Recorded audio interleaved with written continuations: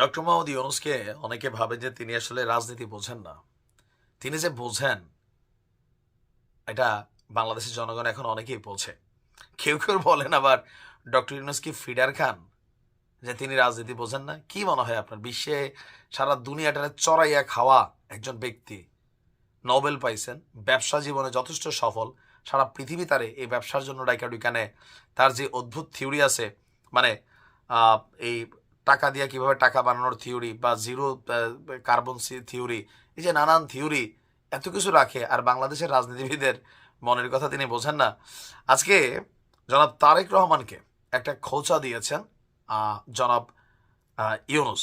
খোঁচাটা কোথায় দিয়েছেন দেখেন।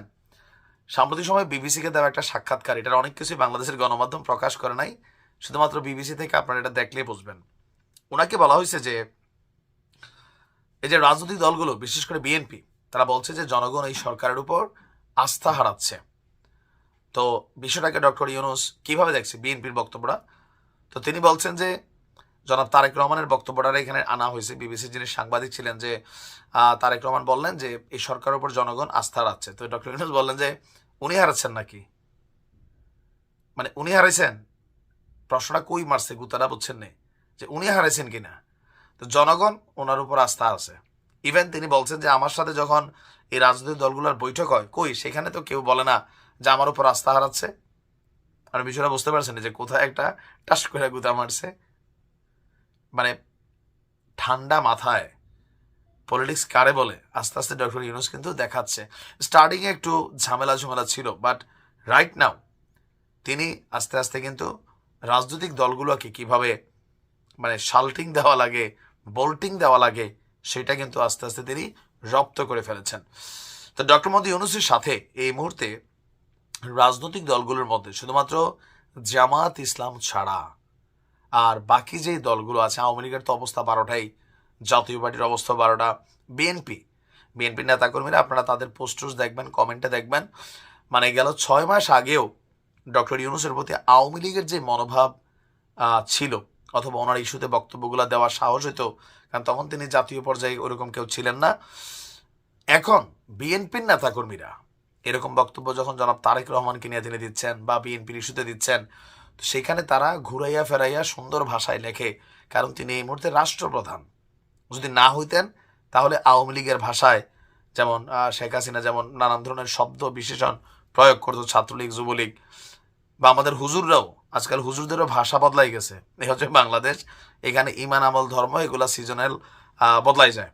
দেখেন নাই যে ওয়াজের মাঠে আগে আওয়ামী লীগের লোকেরা হুজুরদেরকে ধইরা মানে অপমান করত, ঠিক একই দৃশ্য এখন বাংলাদেশে বিএনপির লোকেরা করে। দুই একটা জায়গায় ঘটছে না? ঘটছে। সো এখানে ধর্ম, ওয়াজের মাঠ এগুলো কিছুই না ভাই। এখানে যার যে সময় যেটা দরকার হয় ওইটার সাথে ফ্লো করে তারা ভাষাই দেয়। তো মানে মূল কথাটা হচ্ছে যে ডক্টর মোহাম্মদ ইউনূসের সরকারের সাথে বিএনপির নেতাকর্মীদের মনে মনে হিউজ পরিমাণ একটা গোসা বা ক্ষোভ কাজ করে যাচ্ছে, কজ তিনি তাদের বিকল্প দাঁড় করানোর চেষ্টা করছেন, মানে ছাত্রদের রাজনৈতিক দলটা। আর নির্বাচনকে প্রলম্বিত করতে পারেন, এটা বিএনপির ধারণা বা ষড়যন্ত্রের কথা তারা বলেন।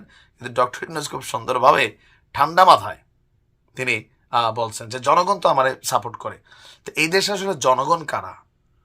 যখন আমাদের রাজনৈতিক দলগুলো বলে যে দেশের জনগণ, এই যে সার্জিসরা বলতেছে দেশের জনগণ এটা চায়, এই জনগণ কারা? মানে ভোট নিছে? বিএনপি যখন বলে দেশের জনগণ, শেখ হাসিনা যখন বলতো জনগণ, জনগণগুলো হচ্ছে যার যার দলের তার তার জনগণ।